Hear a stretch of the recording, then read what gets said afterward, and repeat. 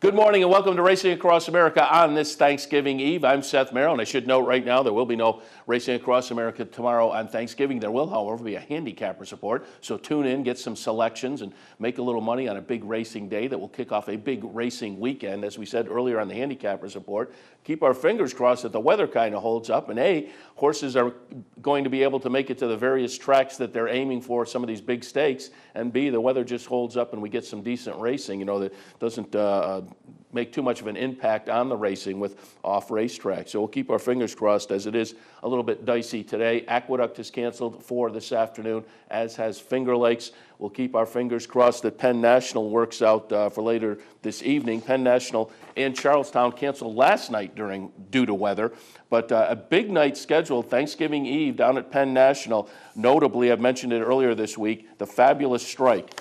$250,000 purse, 3-year-olds and up, going 6 furlongs, and the race is notable because it brings back Ben's Cat, the fans' favorite, 7-year-old from King Leatherberry. $1.7 million in the bank. Now, typically, Ben's Cat thought of as a turf sprinter. However, you look on the Daily Racing Form past performance stats at this dirt distance of 6 furlongs, 5 for 6 in his career with a third-place finish. The last time Ben's Cat was seen sprinting on the dirt, the Fabulous Strike of 2012, which he won. So they're looking for a repeat in this event, the $250,000 Fabulous Strike tonight at Penn National, scheduled to go off at about 7:22 Eastern Time tonight. So keep your eyes open for that one. That'll be a fun part of what is shaping up to be a great holiday weekend of racing. We will actually talk about some of that holiday weekend of racing with Jeremy Plonk, horseplayernow.com. He'll join us this morning. We'll look back at some races from some stakes races from last week and the week before, actually, even going back to that Sharp Cat and Arethusa. We'll talk a little bit about that, but then look forward to some of the racing as well. We'll also do that with John DeSilva of racingwithbruno.com. Going to take a look at some of the New York Stakes action that's coming up on the holiday weekend. Reminder again, the early Kentucky Derby Future Pool opens up today. And I have to remind you again, if you plan to get in, this to me it's so early, it's not really that attractive. But who knows, if the odds shape up and there's some crazy set of odds, who knows, maybe I'll jump in. But if you're planning to bet, the rules have changed this year. Typically these Kentucky Derby Future Pools have closed on Sunday. This year, they're going to close on Saturday. Not just on Saturday, they're going to be tied into any prep races for 3-year-olds. But as this is the 2-year-old early Kentucky Derby Future, they're going to close either before the Remsen or the Kentucky Jockey Club, the Remsen at Aqueduct or the Kentucky Jockey Club. Whichever race goes first, post time of that race is when this pool closes. So keep that in mind. This will close Saturday afternoon. It opens today. So if you're planning to play the early Kentucky Derby Future Pool, keep in mind, you got to have your bet in by post time on Saturday of either the Remsen or the Kentucky Jockey Club, whichever is first. Morning line favorite, all others at 2 to 5. I see I have no qualms with that. That is absolutely logical. We're in November. It will be fun to see, and I'll save this list and see just how many of these even make it to the starting gate of the Kentucky Derby, of the 23 individuals listed. That could be an interesting bet in and of itself. But we're looking at the odds, the morning line odds 15-1 on Honor Code, Shared Belief at 30-1, Strong Mandate at 30-1, Tap It Rich at 30-1, New Year's Day, the Breeders' Cup Juvenile winner, 20-1. There's a list in here of 50-1 shots, and the 50-1 in November, that's about when I'd start sniffing at horses. Below that, at this time, this far out from the Kentucky Derby just seems like it's a little bit dicey to take a shot. But the Kentucky Derby future pool, the earliest version ever, opens up today, goes through Saturday afternoon. Coming out of the Delta Downs Stakes races this past Saturday, the Delta Downs Princess. Disappointment was Misbehavior, who had run so well in New York for trainer Phil Schoenthal, and we kind of speculated on this. The one-turn Delta Downs Princess, Grade 3, 500,000, might have just proven to be a little bit too long for Misbehavior, and that's what they're essentially saying. Phil Schoenthal, the trainer, says we'll focus on sprinting from here on in. Their primary goal, interesting, their primary goal for next year early is going to be the Miss Preakness on Black-Eyed Susan Day, and Schoenthal is a guy who's based in Maryland, so that's no surprise. But their ultimate chief objective for 2014, the Grade 1 Prioress right up here at Saratoga. So Misbehavior, who shaped up to be a pretty talented 2-year-old filly sprinter this year. Again, disappointing this past weekend down at Delta Downs, but now goes to the sideline for a little time, take that off. We'll come back for the 3-year-old season. First major target will be on Black-Eyed Susan Day at Pimlico, and then subsequently, if everything goes according to plan, we'll see this one up here for the Grade 1 Prioress at Saratoga in August of next year. Actually, the Prioress may be even earlier, might be a July start. Speaking of talented fillies, the Kentucky Oaks winner from 2012, Believe You Can, has been retired. That's coming out of the Ogden Phipps back in May. That was the last start for this horse. Ran a disappointing 6th and last that day, has been off since, and the potential was there to bring this one back. But Brereton Jones, the owner, said, I started thinking that if I get her wound up and go back and try for another big year, I would feel awful if she got hurt in the process. So again, she wasn't quite as proficient as 4 as she was at 3. Started the year off looking promising with a couple of stakes win down at the fairgrounds, then moved up to Churchill and ran 3rd, and then threw in the clunker at Belmont Park. So her 4-year-old season didn't pan out quite the way they wanted to, has been off. The game plan was to maybe bring her back, but then after further consideration, it looks like, again, 2012 Kentucky Oaks winner, Believe You Can, retired. Always have a pile of notes from previous days. Each week I have notes, and on a daily basis I don't get to them necessarily. And so by the end of the week I have a stack that I haven't gotten to, and most of the time some of it is dated and it just moves out. But there are a few in here that I've had rattling around for a better part of a week, week and a half, a couple of weeks, that are just kind of interesting. And I do want to note, there was a nice article by Mike Welch in the Racing Form. We're probably going back about a week and a half or a couple of weeks anyway, but it's interesting. It talks about the upcoming traditional Gulfstream meet and a potential team-up between Todd Pletcher and Edgar Prado, which will firm up maybe a little more. Obviously, Gradar last year, I think, got Prado off to a little bit of a renaissance in 2013, and it looks like potentially Pletcher and Prado will team up again, maybe a little more often this year down in Florida. Prado says, and this is what attracted my attention in the article, Prado says, my agent, Bob Glaceris, and I presented Pletcher the plan right before the Breeders' Cup. He liked it, and so far we're off to a pretty good start, winning with 3 of the first 4 horses we've had together. That is, he's referring to Florida. And again, as I say, this is about 2 weeks ago, and there was that nice holiday stakes day down at Gulfstream, and Prado on that weekend won some of those races for Todd Pletcher. So they came and they said, you know, we're going to be down here in Florida, and we'll come down when necessary before the traditional meet starts. So they've come up with a little pact with Todd Pletcher, and as I say, it looks like potentially Todd Pletcher and Prado could be teaming up maybe a little more often than we've seen in the past down at Gulfstream. We'll have to keep our eyes on that. Also want to note that the Another article I've had for a little while that I thought was kind of interesting goes back and it quotes an article from the Sports Business Journal from right around Breeders' Cup time. And, we speculated for a while, what happens with the Breeders' Cup where it used to bounce around? It's not bouncing around anymore. It seems to be focused on Southern California. Churchill maybe still in the mix. Belmont just seems to have been out of the mix. Belmont and New York out of that Breeders' Cup mix. And what is the future holding? Are they really moving towards making Southern California a home base? And I found this kind of interesting. Sports Business Journal, which is a sports-oriented publication, they got in touch with the NBC Sports Group's John Miller. He's quoted as saying, "We have encouraged the Breeders' Cup to find a home and stay with it a while so you can really establish it as a destination. It's important for viewers, it's important for sponsors, and for the media to kind of understand this is where it's going to be."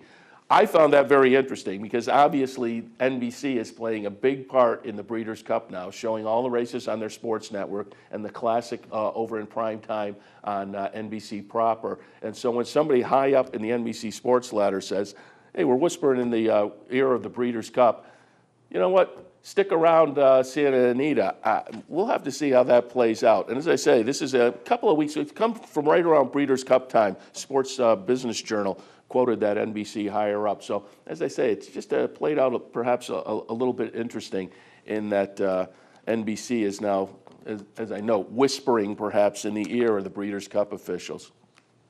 Also wanted to note, if you're a avid book reader and you want some advice on perhaps a horse racing oriented book, this is another little note I found on the internet. There was a Q&A on the harness racing website, the USTA, United States Trotting Association website. Q&A with a couple of authors who have a new mystery novel out. And so again, if you're somebody who likes mystery novels, if you're a book reader and you want something to plug in that is maybe a little bit horse racing oriented, this one sounded a little bit interesting. It is a book called Win, Place, or Die, a mystery novel that takes place at the fictional North Coast Downs.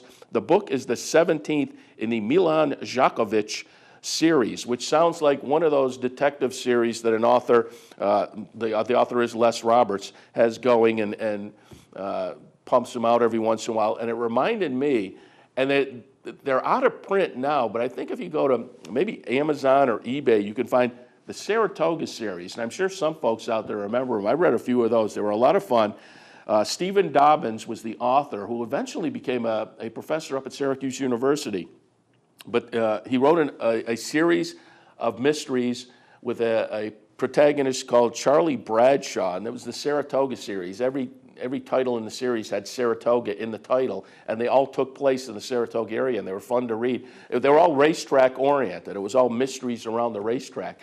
But they would also be downtown at various places, and you could recognize the names of places and streets in those. So that Saratoga series, again, by Stephen Dobbins, if you go to Amazon or eBay, pull those up. Those are a lot of fun. But as I say, this new novel, Win, Place, or Die, that takes place at a fictional harness track, North Coast Downs, by Les Roberts, sounds like a lot of fun, too. And as I say, seems potentially kind of similar to those Stephen Dobbins books, the Saratoga series. All right, that brings us into the first break. Again, when we come back, we'll be joined by Jeremy Plonk, a little talk looking back at some of the stakes action and a little look forward. Oh, I do want to remind you, again, before, as I say, I won't be here tomorrow, so I just wanted to give you a little heads up again as we have a couple of deadlines approaching or a couple of events approaching early in December. These are getting close down here at the Clubhouse Racebook.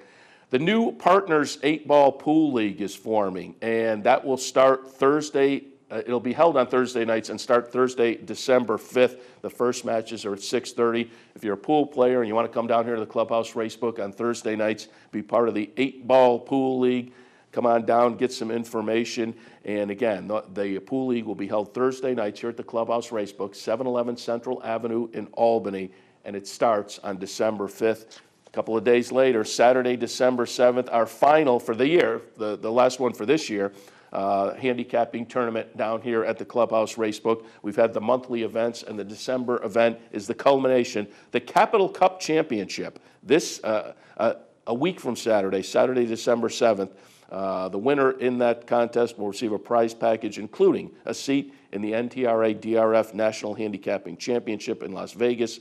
$200 entry fee, maximum of 3 entries per person. Again, that Capital Cup Championship handicapping tournament right here, Clubhouse Racebook in Albany, 711 Central Avenue. You can find more information at capitalotb.com. As I said, that's December 7th. All right, as we go to the first break, going to pull up a stakes race from this past weekend that we haven't had a chance to watch this week, but it is notable in that a huge upset. The rank outsider is going to wind up winning from last weekend, the River City Handicap down at Churchill Downs, Grade 3 event going 1 1/8 on the turf. We're going to watch the entire race because you want to see the start and you want to see what is an incredible win by, as I say, the 45-1 rank outsider in this race, Potomac River. Watch the start. Potomac River is the number 13. He is 1 in from the outside horse. So he's 1 in. There's the 14 horse, and he's the 13. As they come out of the gate, the outside horse comes in, causes a lot of trouble. You would think Potomac River is totally out of it, particularly given the fact that he's 45-1, but he'll wind up winning. We'll watch that going into the break. I will say, 45-1 was kind of generous, 30-1 on the morning line, but this is a horse coming out of a nice second-place finish in an optional claimer at Churchill. So that 45-1 may have been a little bit generous, although it was a salty field, and I think that was it. He was just, it's a horse with some talent, but as compared to the other ones, he was going to be a long shot. But again, we'll go into the break. We'll watch last Saturday's River City from Churchill Downs. Watch the number 13 horse, 1 in from the outside as he gets banged coming out of the gate, and then winds up winning as the 45-1 rank outsider. All of that, and after the break, Jeremy Plonk. Stay tuned. They're in the gate. And they're off. In the River City Handicap, and Skyring came in on the field there and gave 1 or 2 a little bit of a bump. Very unbalanced coming out of the gate was Coalport, whose rider really was unbalanced for a stride or 2, and Potomac River was also taken right out of his stride early. So a dramatic start, and Villendry, the favourite, dropped right out the back of the field. So they come up past us with a circuit to go in the River City Handicap, and it is Skyring on the outside of Old Army as they go into the turn. Set the Sail is racing in third, and in fourth is Grand Arch, followed then on the inside by Olympic Thunder, who's racing in fifth, and then last year's winner Keep Up in sixth. Coalport to the Hedge is in seventh, followed round the outside by Daddy Knows Best. It was 24 seconds flat for the opening quarter mile on the soft turf. Potomac River is last but one, and Villendry, held up by Julien Leperoux, is racing some 9 lengths off the leader, who is Old Army, who clicked off the half in 48-2. Through halfway in the 36th running of the River City Handicap, it is Old Army who has the lead. Skyring in second, 2 lengths away. Set the Sail is in third. Grand Arch will go to the turn, racing in fourth position. Losing ground now is Olympic Thunder against the inside hedge, as making ground now around the outside. Here comes Potomac River. Villendry is still last. Keep Up is last but 2 as they now swing the corner. A quarter of a mile to go. Old Army taken on by Skyring. Set the Sail and Potomac River running huge to the outside. Next is Grand Arch as they race inside the final furlong and a half. Villendry now begins to pick up down the outside together with Daddy Knows Best. They're inside the final furlong. Potomac River trying to spring the shock is out in front by 2 lengths and going away for Juan Vargas and racing up towards the line. A shock winner of the River City Handicap. It was Potomac River who wins. Potomac River and a bunch for the places there, with Grand Arch to the inside of Set the Sail, Daddy Knows Best, and to the outside, Villendry. I'm Mark Cassano. Join me Saturday mornings at 10 for Down the Stretch. We'll inform, analyze, and welcome in the biggest names in racing. So join me Saturday mornings at 10 for Down the Stretch, right here on the OTB Television Network.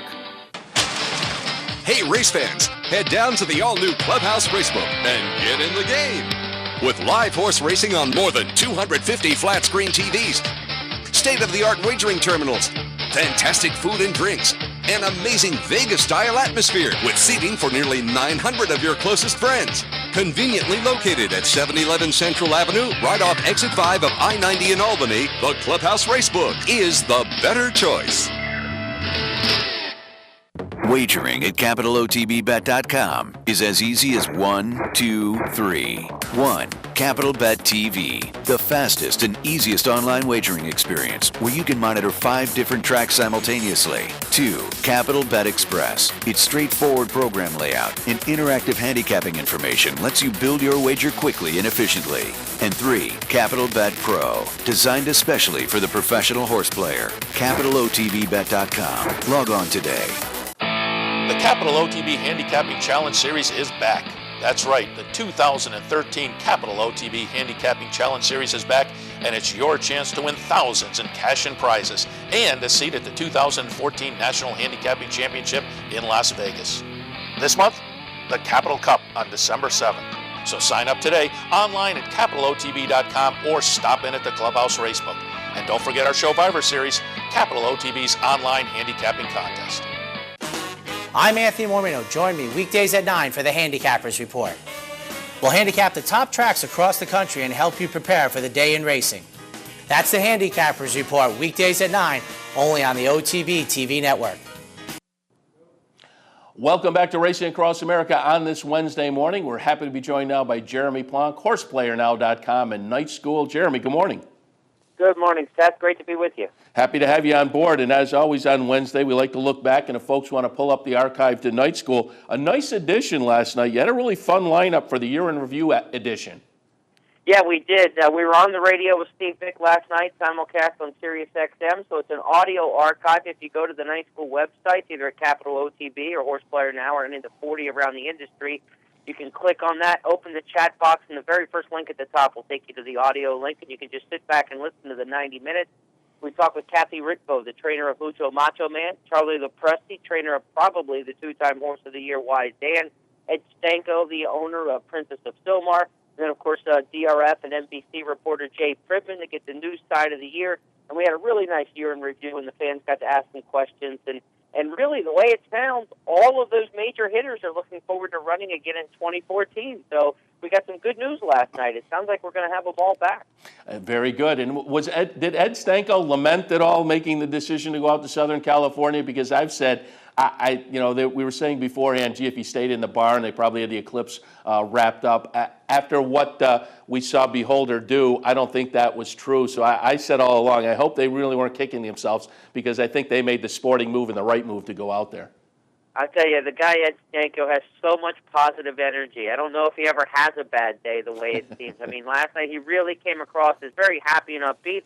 He said champions race, they don't stay in the barn, and when she was doing well, they decided to take a shot, and he would have been kicking himself had he been watching on TV thinking, what if? So they took the shot. What he did say was they hope to get a showdown with Beholder if they could get her outside of California, to which I suggested the Apple Blossom at Oaklawn is your best chance to get a Californian to hit the road, because the Californians love that race every April in Arkansas. So maybe we can set something up there. We tried to get the ball rolling. Maybe we can see an Apple Blossom rematch. I like that. Very good.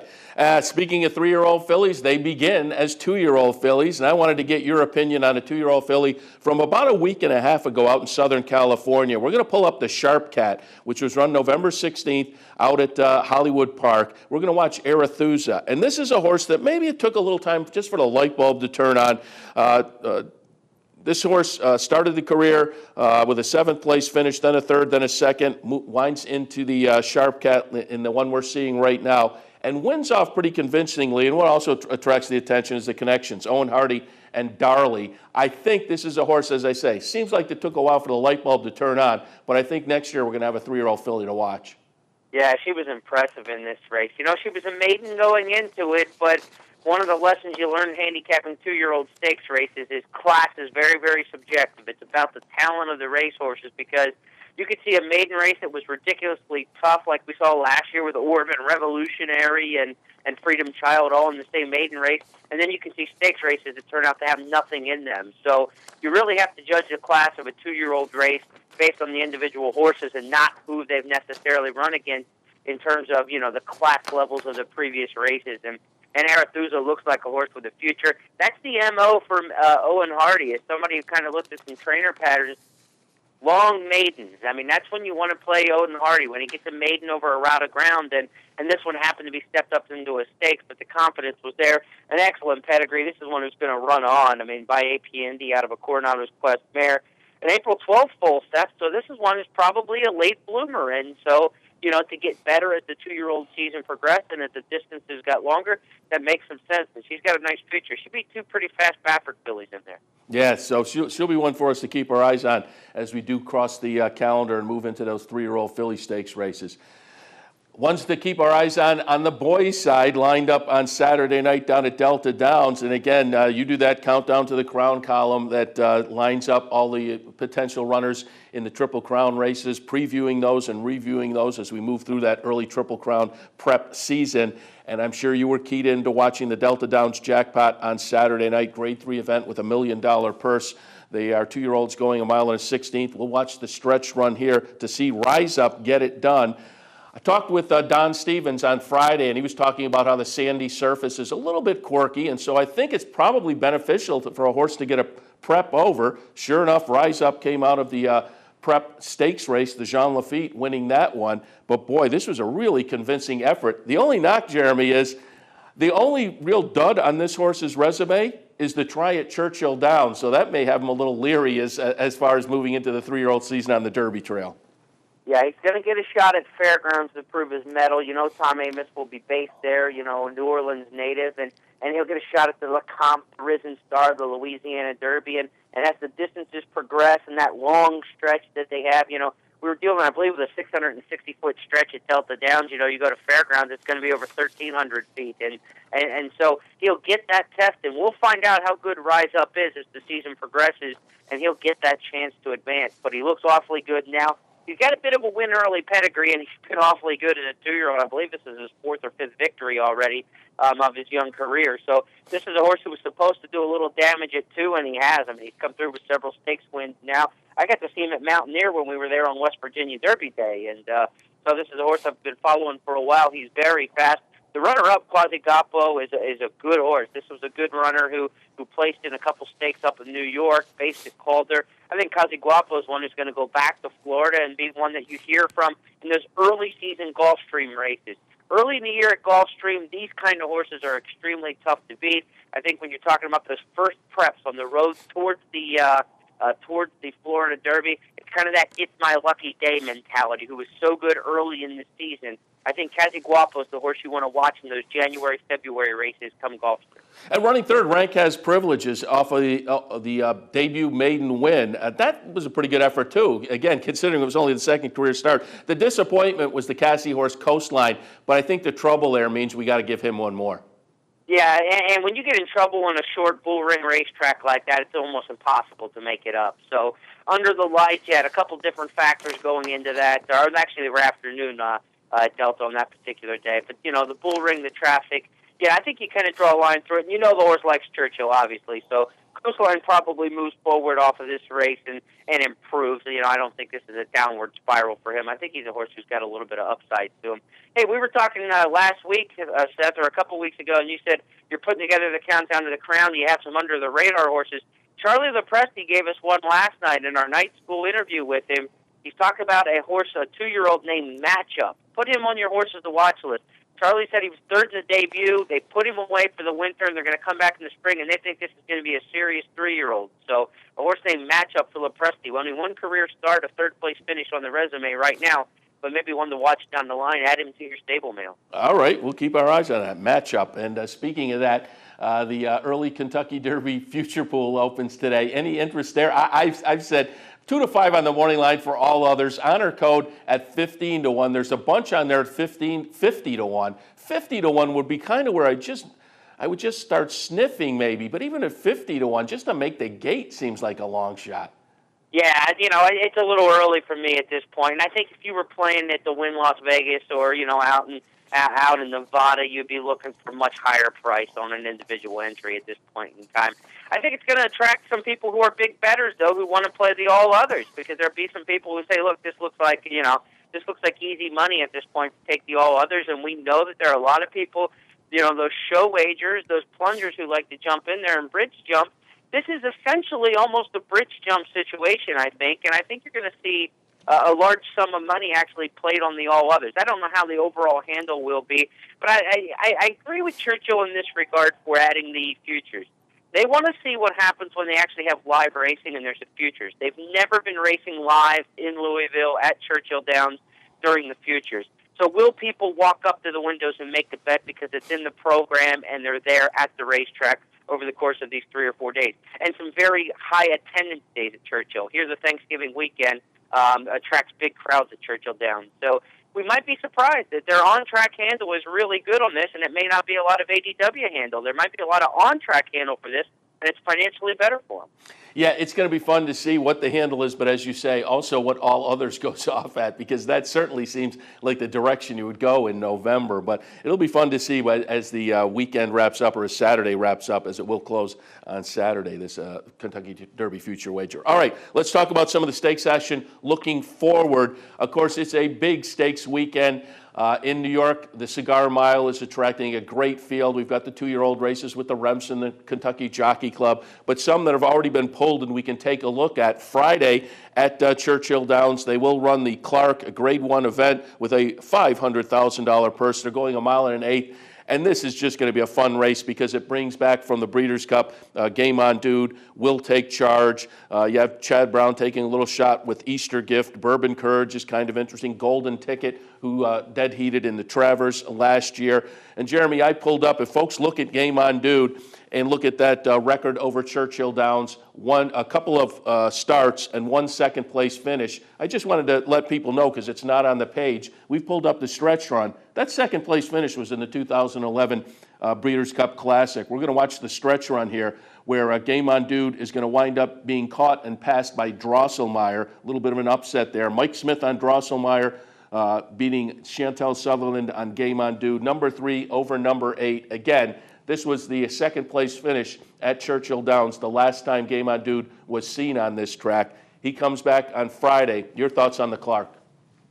Well, Game On Dude's clearly the horse to beat. His race in the Breeders' Cup Classic was not representative of him. And you know, we saw this exact same pattern last year where they brought the horse back in the Native Diver at Hollywood Park, you know, a month after the Breeders' Cup. He ran November 3rd, you know, ran up the track in the Classic, beat in 15 lengths, and he came right back in the Native Diver and won that race at Hollywood Park. So it's a similar pattern here. They're coming back essentially, you know, 3-4 weeks after the 4 weeks after the Breeders' Cup Classic. They're coming to the Clark over a track that he's run well at.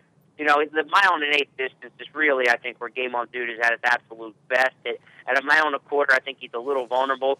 He ran really well in the 1 1/4 miles over the track at Churchill 2 years ago against Drosselmeyer, and so I think he's definitely the horse to beat, and he should be very difficult in here. There's not a lot of early speed to go with him. Our double play, Jaguar Fall, they don't look like they quite even have the class to run with him early. But they could be kind of forced into the pace. If nobody presses him hard, Game On Dude's going to be very difficult to beat. I do think Golden Ticket is really good right now, and Will Take Charge is really good right now. So it's essentially a 3-horse race. I mean, I just can't see anybody but those 3 making up the exact. The 2 out of those 3 almost have to fire. And I think if you're looking at a multi-race wager, I would consider going 3 deep. I mean, you never want to just latch on and single a horse coming off an 11-length loss at a short price, because there will be a lot of people singling Game On Dude. If you're playing the multi-race wagers, I think you take Game On Dude, Golden Ticket, and Will Take Charge, and let the 3 of them go at it.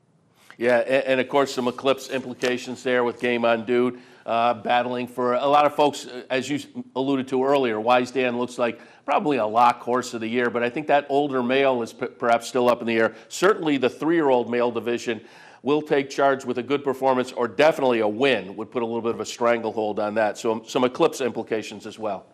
Absolutely. I think you're definitely right about that. You know, I think that's probably why they're taking a shot at Game On Dude in a race like this versus a Native Diver back at Hollywood. You know, they're trying to get him a little more profile and put him in front of voters in Kentucky and take a shot with that. Will Take Charge, I really think all he has to do is run pretty well in here, and I think he's going to get that 3-year-old championship. I think there's just so much forgotten about what Orb did well, and there's so much about Orb's 3-year-old year that people are just, you know, almost a wet track at Churchill Downs working against him, where people think it was a fluke in the slop, and they forget how good he was in the Florida Derby and in the Fountain of Youth.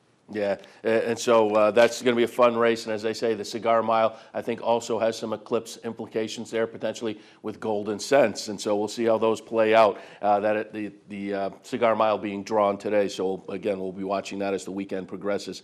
Let's take a look at one race in New York that I just thought was a lot of fun. Tomorrow on Thanksgiving Day, they run the Fall Highway, one of my favorite races every year, with the weights given out. And tomorrow in the Fall Highway Grade 3 event with a $300,000 purse at 6 furlongs. Strapping Groom will wind up to be the high weight at 135. Cash Electronica at 132.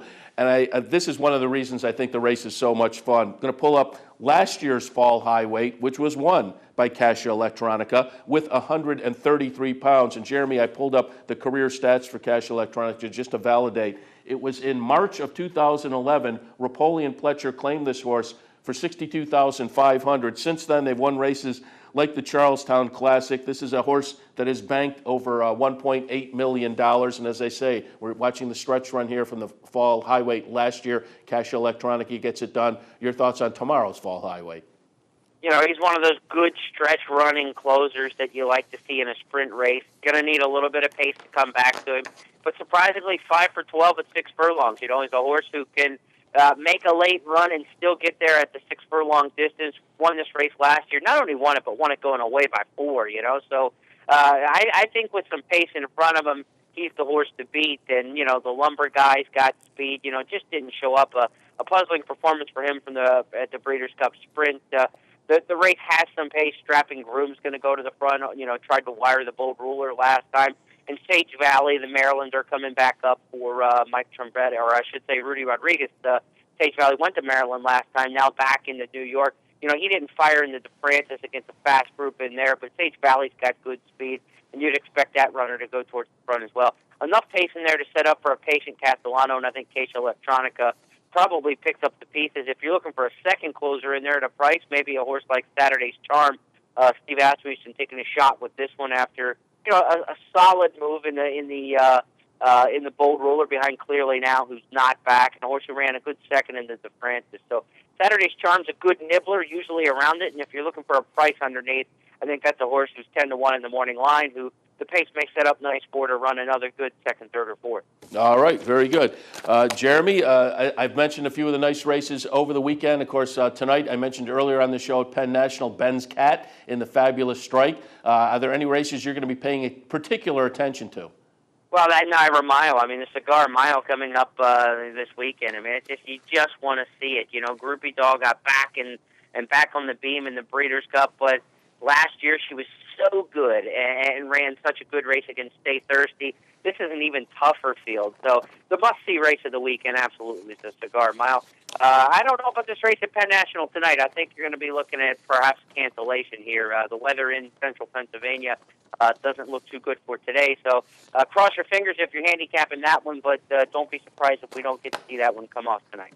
Yeah, they were canceled last night, so certainly we're not only crossing our fingers for them, but for all the racetracks across the country, because there's a big weekend scheduled, so we hope things do dry out as we progress along here. Jeremy, again, thanks for the visit this morning. We'll talk to you next week, but don't forget, have a happy Thanksgiving.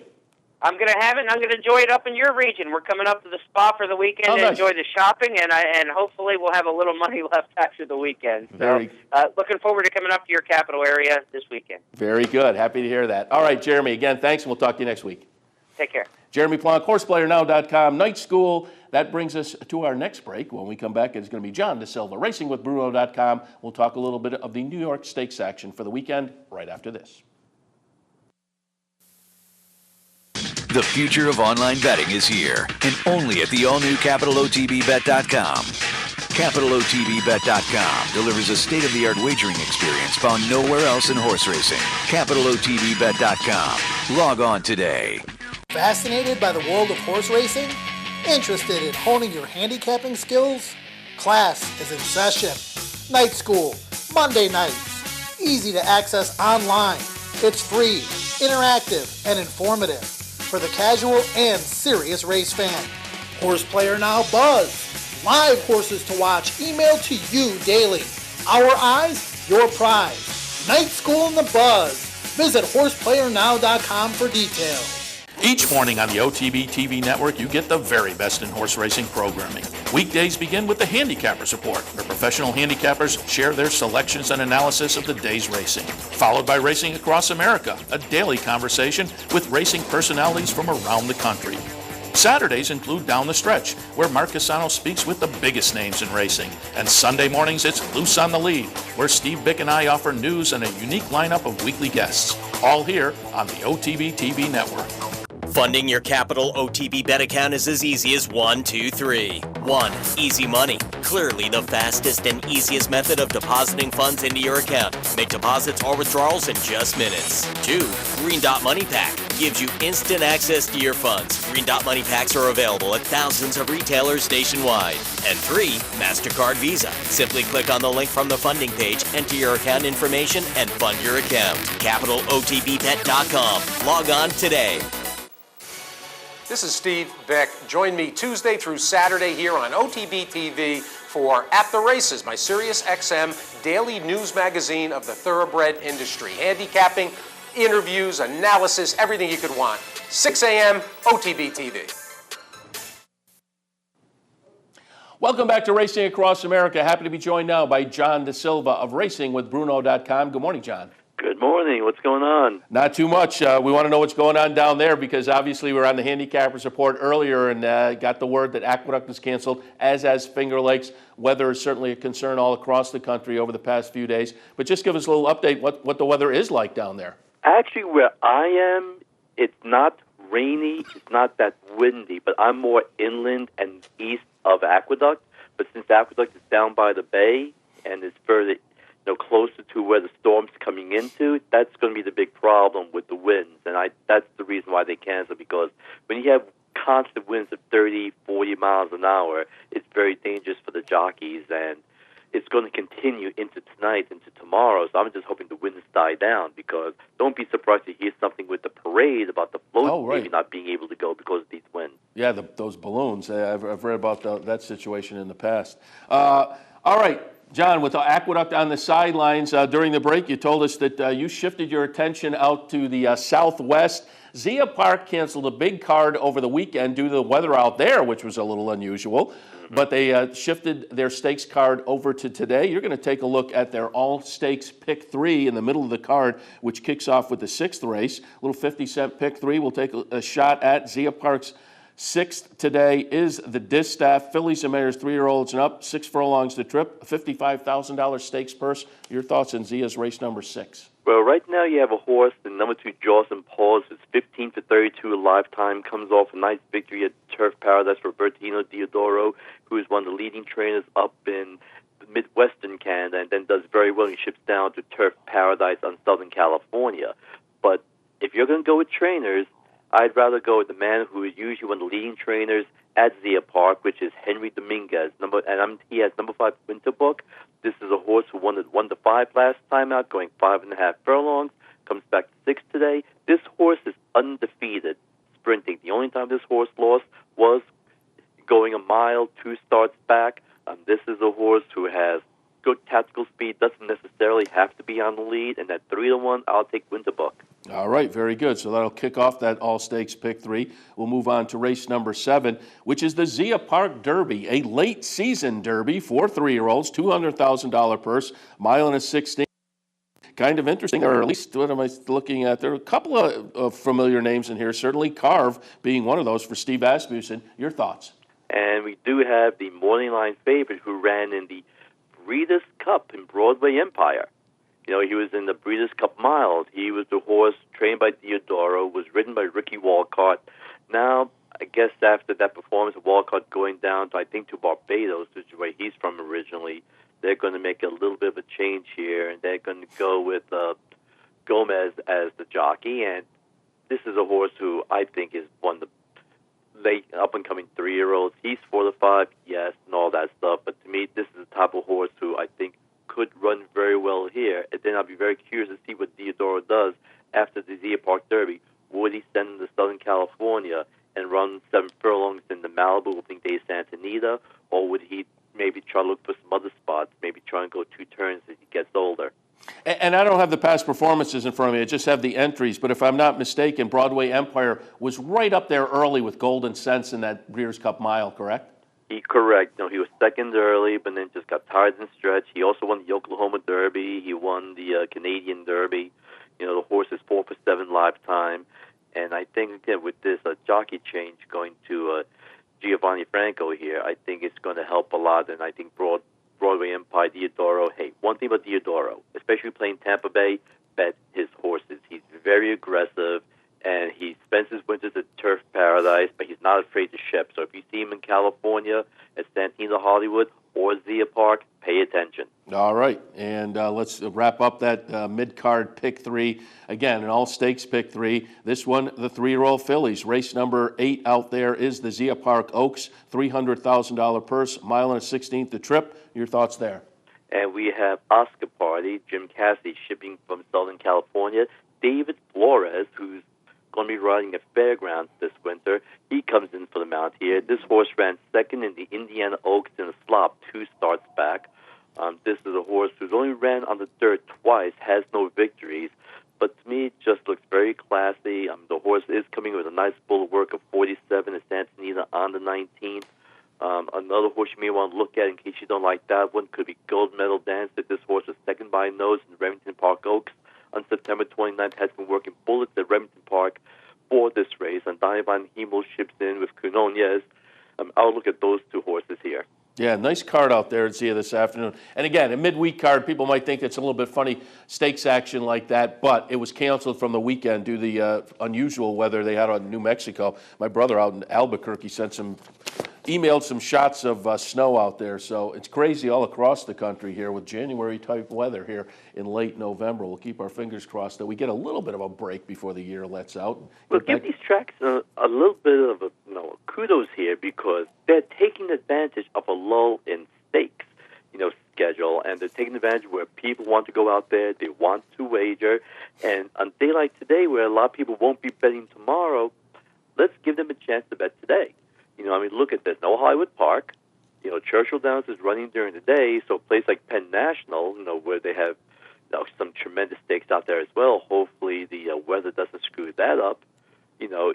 Let's give Zia Park some credit, and let's give Penn National some credit. Even Penn National, with Ben's Cat running out there, it looks tremendous. And also there's a horse, Rio Bobo, who I'm a little surprised is running in this spot. I thought that horse would be running in the Claiming Crown because earlier this year, that horse was an $8,000 claimer, and now he's a stakes winner. And I thought he'd be perfect running in the Claiming Crown. But they're going for the money, and you can't blame them for it. Yeah, $250,000 on the line tonight at Penn National. Again, we'll keep our fingers crossed there, but you make a great point. It will be interesting to watch the handle today at Zia Park because not only do we have a reduced schedule now with Aqueduct going to the sidelines, but a nice stakes card out there as well. So it'll be fun to see how well they do on this Wednesday afternoon. All right, John, let's take a look out at some of the stakes action in New York over the weekend. First up, the Fall High Weight. A little earlier, I showed Kesha Electronica winning this race last year, and I talked about what an incredible claim. This is one of the all-time best claims. Over the past few years, there have been a few of these. Lava Man certainly comes to mind, but one of the all-time best claims, Kesha Electronica,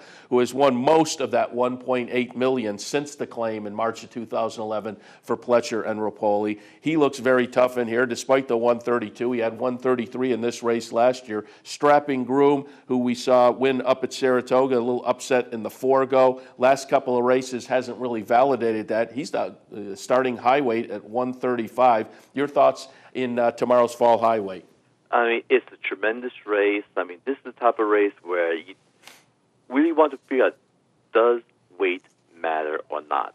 Now, I'm looking at this race here, and it's interesting that you have Kaiser Electronica, who's carrying 132 pounds, and I have to be honest here, I have a little bit of a problem with him because of the Kaiser Electronica starter handicap rule we basically have in New York, where this horse, even though he hasn't run for a tag for a long time, was still able to run in these races, which I think is unfair to the other horsemen. If you're a starter, run just like every other racetrack in the country.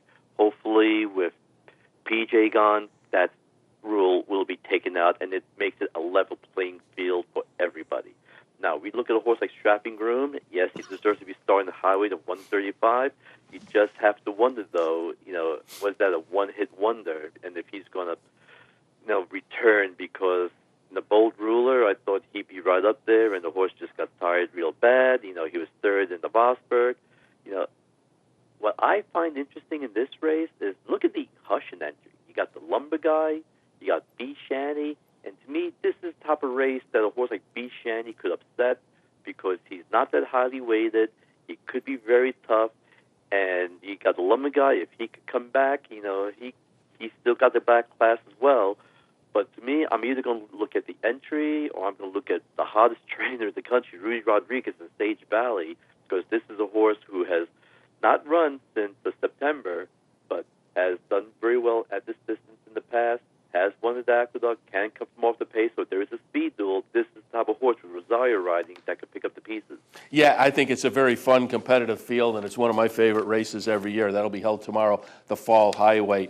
On Friday at Aqueduct, there will be the Go for Juan Handicap Grade 2 event, $300,000 purse. Fillies and Mares, 3-year-olds and up, going the one-turn mile. And, John, I pulled up some video here going back to November 9th at Gulfstream. The Millions Distaff preview. We're going to watch the number 3, My Pal Chrissy, get it done by 3/4 of a length as the 30 cent to $1 favorite. And I find My Pal Chrissy just interesting.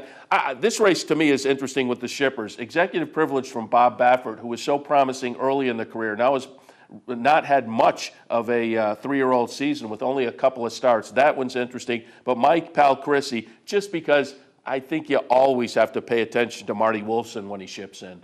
When Marty Wolfson ships, you have to pay attention. But unfortunately, the complexion of the race has changed because Baffert is not sending executive privilege. Okay. I mean, he's not shipping out 2 of his horses out, to Aqueduct. I don't know if he just didn't like the weather conditions, what was going on here, but he told Dave Grenning yesterday that he's not going to be shipping out executive privilege or 50 Shades of Hay. So that those horses stay in California, or who knows, 50 Shades of Hay is entered at Churchill Downs, could be running there. But to me, you look at this race here in New York, who's your speed? There is not any really quality speed in the race. And seeing you're on the rail, and you have shown some good tactical speed in the past, I can see My Pal Chrissy maybe inheriting the lead on the front end. The horse has been working out very well, gets Castellano, and I think this is a horse who might be able to steal on the front end. Now, some people could say Fantasy of Flight, but here's the problem with Fantasy of Flight. That horse has not been the same. The horse hasn't won in a long time. I mean, the last time the horse won was going 7 furlongs last year at Belmont with Ramon riding, and I think victory before that was at Santa Anita with Chantal Sutherland riding, I think, one of those Sunshine Million races. So to me, that horse is not the same. Might go out to the lead and tire. Let me just go to rail, and at least you picked out the video for the right horse who might think could win it. Yeah, as I say, what attracted me there was the Marty Wolfson angle. He's a guy that when he ships, one of those guys you have to pay attention to. John, before we let you go, obviously there are a couple of really big races on the weekend, the Cigar Mile in New York and the Clark, and we have the past performances for the Clark already. The Cigar Mile performances will come up later today. But the Clark, Game On Dude, Will Take Charge, Eclipse implications there for New York rooting interest. Of course, we had last year's Travers Dead Heater, Golden Ticket in the mix as well. You have any thoughts on the Clark? I definitely have a few thoughts to the Clark. You know how I feel about Game On Dude. If he beats a horse like Will Take Charge, that'll be the best horse he would have beaten all year. Because to me, he's been beating up in California track, and he got exposed in the Breeders' Cup. Even if he wins the Clark, that does not make him Horse of the Year. So I hope people have some sense and do not make that mistake. Now, he draws the rail. He's going to be very tough on the front end, but hey, if I felt that this is a horse who's overrated and is not as good as he shows himself out to be, I can't take him tomorrow, and this horse is going to be the prohibitive favorite. Now, the only problem I'm going to have is there enough speed in the race to put pressure on him? I mean, you need Jaguar Paw to put a little pressure. You need Our Double Play to put a little pressure. If that happens, then I can see Will Take Charge winning. If that doesn't happen, maybe a horse, like, Golden Ticket for McPeak, who ran second last time out in the Breeders' Cup Dirt Mile. You get Robbie Alvarado riding, who knows how to win Churchill Downs. He could be a little bit of a surprise. And another horse who could surprise is Bourbon Courage. I mean, this horse, even though he's 0-4 at Churchill Downs, he's been in the money a few times. He was third in this race last year, beaten only a length. You got Corey Landry riding. And one thing I want you to watch for Corey Landry, I saw this at Saratoga, and I've been watching Kentucky racing. This man is trying to be Calvin Burrell Jr. because he seems to be making that same Calvin Burrell rail move all the time. I don't know if it's a Cajun thing or what it is, but if he's going to try to do the ground-saving trip again, and if he's successful, who's to say that Bourbon Courage can't do it? Yeah, and as you say, maybe it is a Cajun thing. Those bush tracks, I don't think the stewards are as stringent when you come up the rail and knock three other horses out of the way. So the rail's probably the place to be on the up and come on those bush tracks. That's probably where you learn it down there. Maybe that's the angle, the Cajun angle. All right, John, certainly appreciate the visit this morning. Enjoy the great racing this weekend, certainly in New York. Again, the Fall High Weight, the Gopher Wind, and then on the weekend, Demoiselle, Cumley, the Remsen, and capping off the weekend, the Cigar Mile, but also across the country. It's going to be a lot of fun. So enjoy the racing. We'll catch up with you next week, and have a happy Thanksgiving. Thank you very much, you too, and good luck, and happy Thanksgiving, everyone. Thanks a lot. John DeSilva from RacingWithBruno.com started things off in the show with Jeremy Plonk from HorsePlayerNow.com and Night School. That's going to wrap things up for this Wednesday edition of Racing Across America. As noted earlier, there is no Racing Across America tomorrow morning. It's Thanksgiving. I hope you all have a great Thanksgiving. Enjoy the day, spend it with the family, have some good food, watch the football games, turn on the OTB channel, play some races, make a little money, and then enjoy the racing into the weekend. We will be back on Friday to preview some of those nice weekend stakes races, so you can tune right back in for us on Friday. But again, we're off tomorrow. Handicapper Support is in here tomorrow to give you some suggestions for racing for Thursday afternoon, so be sure to tune back in for that. Handicapper Support tomorrow, Racing Across America back on Friday. Again, happy Thanksgiving. We'll see you Friday morning.